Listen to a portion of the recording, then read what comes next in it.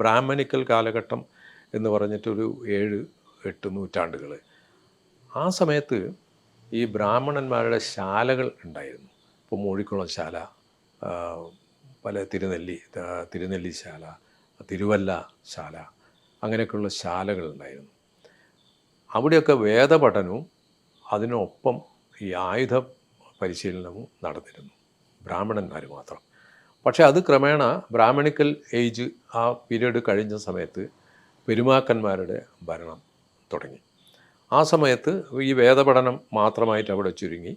ഈ പയറ്റിൻ്റെ പഠനം, ആയുധാഭ്യാസം, ഇതൊക്കെ മറ്റ് ജാതിക്കാർ ഏറ്റെടുത്തു എന്നുള്ളതാണ് അതിൻ്റെ ചരിത്രം വരുന്നത്. അപ്പോൾ ഈ പെരുമാൾ കാലഘട്ടത്തിൽ, അതിനു ശേഷം പെരുമാൾ കാലഘട്ടത്തിൽ ധാരാളം ഈ ആയുധാഭ്യാസം ഉണ്ടായിരുന്നു, കാരണം യുദ്ധം ചെയ്യാനൊക്കെ. അതിനുശേഷം കേരളം ഒരുപാട് സ്വരൂപങ്ങളായിട്ട് വിഭജിക്കപ്പെട്ടു. ഇപ്പോൾ കോലത്തുനാട്, സാമൂതിരി, കൊച്ചി രാജ്യം, തിരുവിതാംകൂർ രാജ്യം എന്ന് പറഞ്ഞ് വെവ്വേറെ സ്വരൂപങ്ങൾ രാജ്യങ്ങളായിട്ട് വിഭജിക്കപ്പെട്ടപ്പോൾ അവരൊക്കെ സ്വന്തം പട്ടാളങ്ങളെ പ്രോത്സാഹിപ്പിക്കാൻ തുടങ്ങി. അത് ഈ കളരികളിൽ പഠിച്ച വിദ്യാർത്ഥികളും അവിടുത്തെ സൈനികരായിരുന്നു ആ പട്ടാളത്തിലുണ്ടായിരുന്നത്. യുദ്ധം ചെയ്യാൻ വേണ്ടി, അതിർത്തിയിൽ കയ്യേറാനോ അല്ലെങ്കിൽ പല ആവശ്യത്തിനും തമ്മിൽ യുദ്ധം ചെയ്യാൻ വേണ്ടി ഉള്ള ആ ഒരു സൈനികരുണ്ടാക്കി കൊടുത്തത് ഈ കളരികളായിരുന്നു.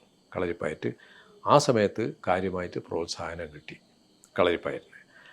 ആ കാലഘട്ടം കഴിഞ്ഞിട്ട് ഒരു 14, 15, 17 നൂറ്റാണ്ട് വരെ, കഷ്ടി 16 നൂറ്റാണ്ട് വരെ, അതാണ് ഞാൻ വിചാരിക്കുന്നത് കളരിപ്പയറ്റിൻ്റെ സുവർണ കാലഘട്ടം.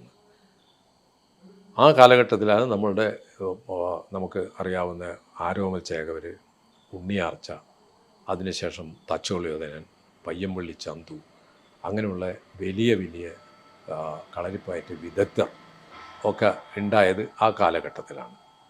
അപ്പോൾ അതിനുശേഷം പിന്നെ ഒരു അപജയം കളരിപ്പയറ്റിന് സംഭവിച്ചു. അത് ഈ പോർച്ചുഗീസുകാരുടെ വരവോടുകൂടിയാണ് തുടങ്ങിയത്. പറയാം, തച്ചോളിയോധനൻ വെടിയേറ്റിട്ടാണ് മരിച്ചത്.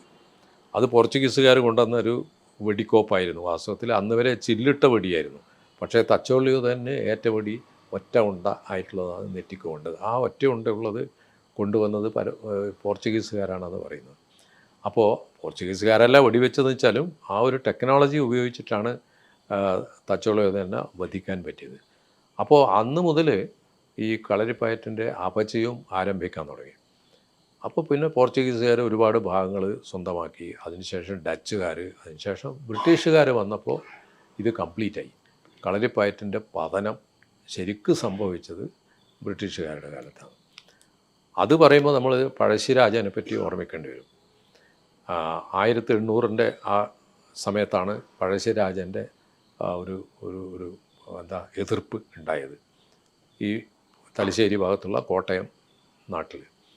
അപ്പോൾ അത് സഹിക്കാൻ പറ്റാണ്ട് വന്നപ്പോൾ ബ്രിട്ടീഷുകാർ കളരിപ്പയറ്റ് നിരോധിച്ചു. 1804 അതുണ്ടായത്. അപ്പോൾ കളരിപ്പയറ്റ് പരിശീലനം നടത്തരുത്, കളരികളിൽ ആയുധങ്ങൾ സ്വരുക്കൂട്ടി വെക്കരുത്, ഇങ്ങനെയൊക്കെ നിയമമുണ്ടായി. അപ്പോൾ അതോടുകൂടി കളരിപ്പയറ്റ് കംപ്ലീറ്റായിട്ട് നിന്നുപോയി. ഈ വടക്കേ മലബാറിലും കേരളത്തിൽ പൊതുവേ വേളുത്തമ്പീരിൻ്റെ കാലത്ത് തെക്കോട്ടും ഇത് നിന്നുപോയ സമയത്ത് ഒരുപാട് ഗുരുക്കന്മാർ, ഇത് പഠിച്ചവർ, അതൊക്കെ അത് മറക്കാൻ തുടങ്ങി. കുട്ടികളെ പഠിപ്പിക്കാണ്ടായി, അനന്തര തലമുറേനെ പഠിപ്പിക്കാണ്ടായി, പിന്നെ തലമുറകളിൽ കളരിപ്പയറ്റ് പഠിച്ചവരില്ലാണ്ടായി. അങ്ങനെ വന്നപ്പോൾ അത് കളരിപ്പയറ്റിൻ്റെ നാശം സമ്പൂർണ്ണമായി. 1804 നിരോധിച്ച് 1805 പഴശ്ശി രാജ വീണുവെങ്കിലും കൂടി ആ നിരോധനം കുറച്ചു കാലം അങ്ങനെ ഉണ്ടായിരുന്നു ബ്രിട്ടീഷുകാരുടെ കാലത്ത്. അപ്പം അങ്ങനെ ഇന്ത്യയിൽ മറ്റു ഭാഗങ്ങളിലുള്ള പല ഈ ആയോധന കലകളും ബ്രിട്ടീഷുകാർ നിരോധിച്ചു. താങ്ത, മണിപ്പൂരിലെ താങ്തയൊക്കെ അങ്ങനെ നിരോധിക്കപ്പെട്ടതിൽ പെടുന്നതാണ്. പക്ഷേ താങ്തയൊക്കെ പിന്നീട് ഒരു പ്രദർശന കലയായി മാറി, അവർ താളവും വാദ്യമൊക്കെ ആയിട്ട്. പക്ഷേ കളരിപ്പയറ്റിന് അതങ്ങനെ സംഭവിച്ചില്ല, പ്രദർശന കലയായി മാറിയില്ല. പക്ഷേ അത് എനിക്ക് തോന്നുന്നത് കളരിപ്പയറ്റ് മറ്റ് കലകളെ ഇവിടെ അത്ര ഇൻഫ്ലുവൻസ് സ്വാധീനിക്കാൻ തുടങ്ങിയിരുന്നു. ഏകദേശം 30ഓളം മറ്റ് കലകളെ അത് സ്വാധീനിച്ചത് കൊണ്ടായിരിക്കാം കളരിപ്പയറ്റ് സ്വയം ഒരു പ്രദർശന കലയായി മാറാനെന്നതാണ് എനിക്ക് തോന്നുന്നത്.